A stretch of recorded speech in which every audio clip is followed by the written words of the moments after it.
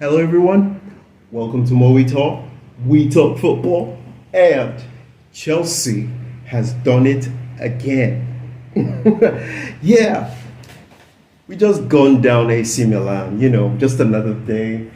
Just another day at the office for the world champions.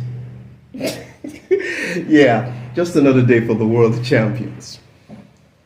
I'm impressed with Chelsea. I'm impressed with Chelsea. Chelsea, look, I last season was our be humble season where we just kept on telling everyone, we're not aiming for the title. No, we're just going for top four.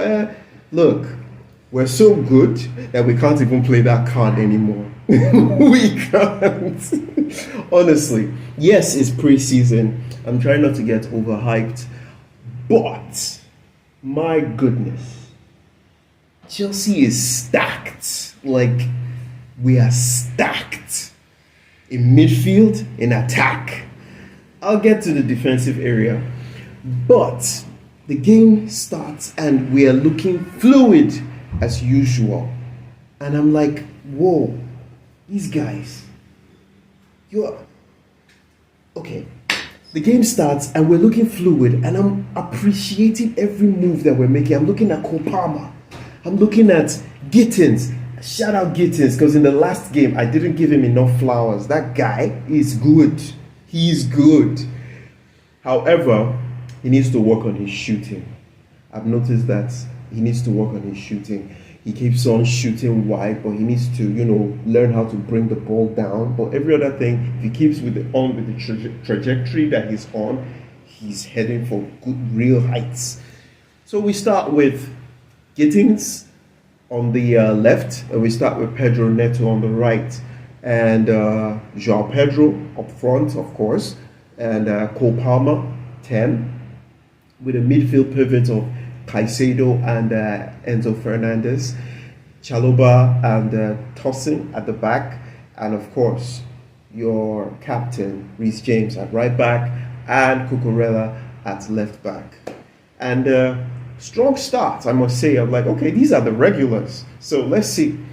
And we started really dominant, and before we know what's going on, there was a foul and close to the AC Milan 18-yard box, and step up Reece James, the master of crosses. I think he has the best crossing ability in this Chelsea squad. I think he has the best. So he crosses it in. The ball was dropped in so beautifully that it took Cubis helping us out with a goal, an early own goal. Of course, Reece James, I think he tried to claim that. Fair play. It was a beautiful cross, and we're 1-0 up, and it just felt so natural. It just felt so normal. I'm like, okay, we're 1-0 up. I'm like, we're getting used to this thing, and we keep playing, and we're still looking very, very fluid on the ball. Before we know what's going on again, towards the 8 minutes mark, a beautiful cross in from, I think, Pedro Neto. Pedro Neto comes in, crosses the ball, but before that, you could see that João Pedro, this guy, his movement is insane. Around the 18-yard box, in the 18-yard box, and even deep in midfield. And that's he reminds me of Luis Suarez. Yeah, he reminds me of Luis Suarez. That's the kind of player that goes in, that isn't just your traditional number 9. He goes in and does work and helps the play in, so it doesn't feel like it's 10 men where you just have your traditional number 9 just sitting there waiting for the perfect crossing or pass. He walks in, and you could see that the defender, especially Cubis, was struggling with this guy. He was a problem, and I hear that was his first full appearance for AC Milan. I don't know, but yeah, that's what I hear. And I feel it was too much work for him. João Pedro was too much work for him. In come 8 minutes or 7 minutes, Pedro Neto crosses the ball in, and who none other than yours truly, João Pedro, step right up. This guy is scoring goals he scores outside the 18. He scores with his left and the right. inside the 18. He scores. He can chip the ball like he did against Donnarumma. He scores. Now he's scoring with the head with headers. Like,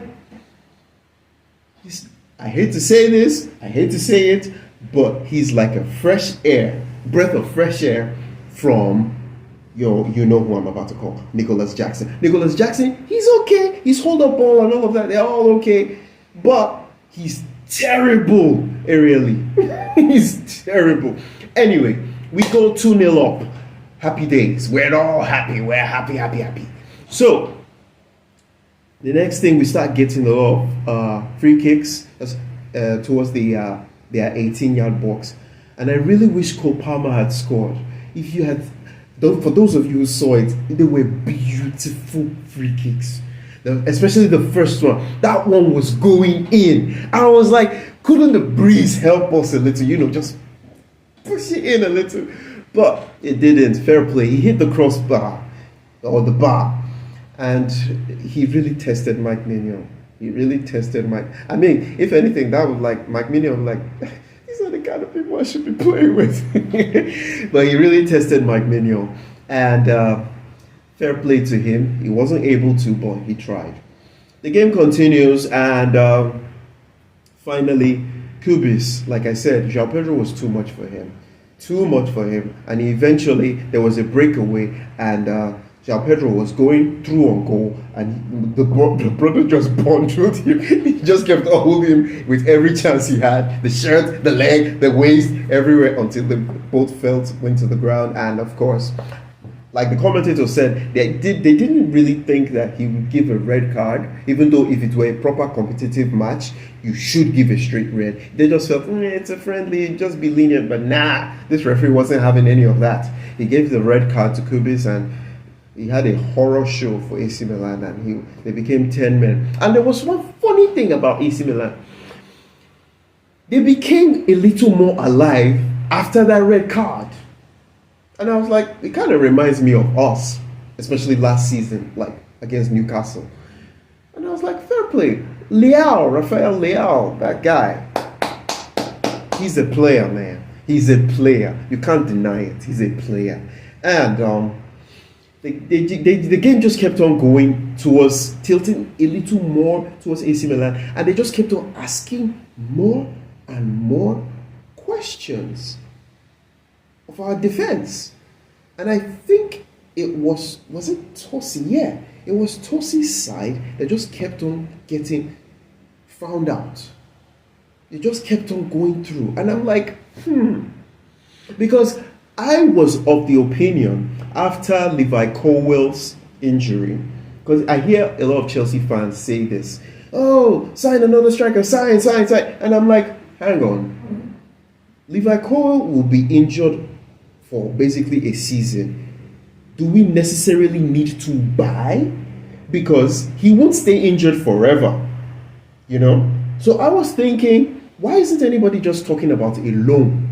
Just get a player, a good defensive player on loan, a season-long loan, so that the next season after that, after this one, he goes back, and hopefully Levi Colwell is back on the grass. That's just what I was thinking. But after seeing what I saw today, we had this, any further injury to our defenders, and we will be in dire need. And looking at his performance against the likes of Rafael Leao, I just felt maybe we need another reinforcement. Maybe. I'm still on the fence. I still feel we need a loan, but I'm like, maybe. Because the defense just kept on being found out when real, genuine questions were asked. Anyway, the game stayed that way for the first half. The second half resumes, and we make some changes. Of course, as I expected, a lot of them were subbed off. Tariq George came in, Esugo came in, Santos came in, Estevao came in. Who else? Who else came in? I know there were more. Anyway, Pedro Neto was taken off. Yes. Welsh. Reggie Welsh. Is he Welsh or Welsh? Reggie. He comes in. Pedro Neto was taken out. Of course, Liam Delap comes in. João Pedro was taken out. Who else? Enzo Fernandez, Caicedo. Reece James was taken out. Malo Gusto came in. Gittins was also taken out for Terry George. So it was basically pretty much another team.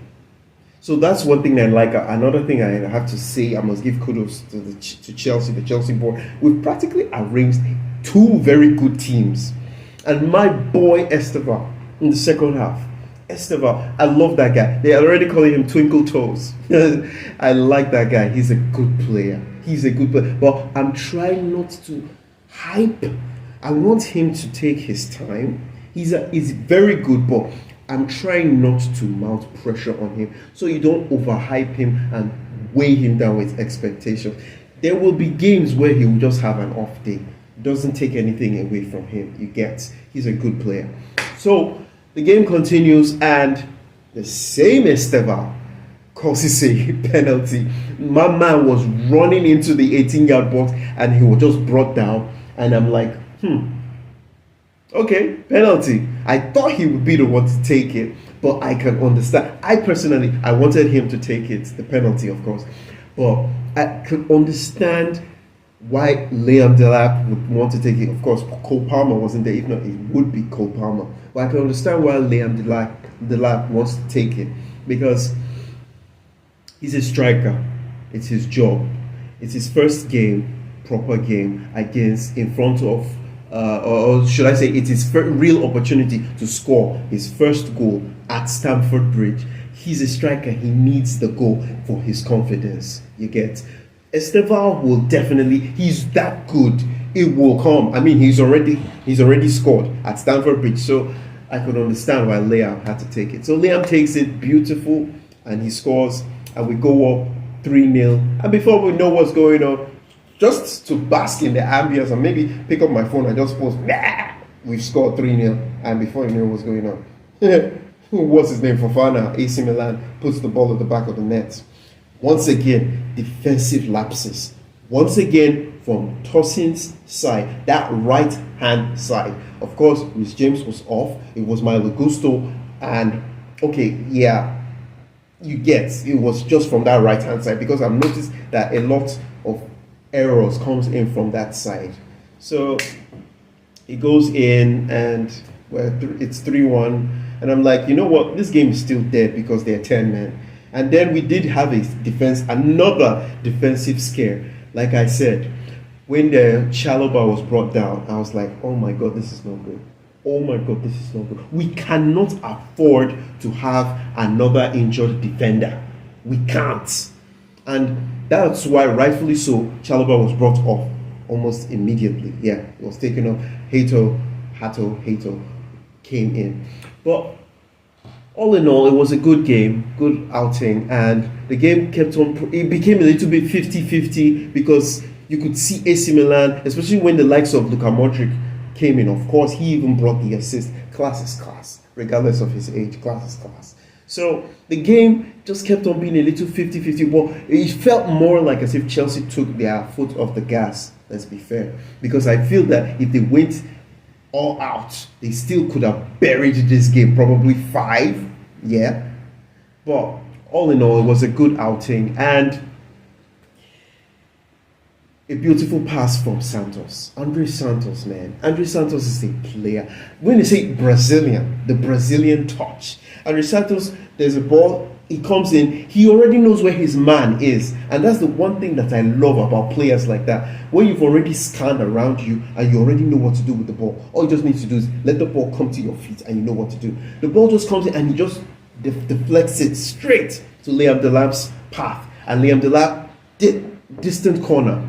Low, of course, he hit it hard, he hit it low, and it went into the back of the net. And 4-1.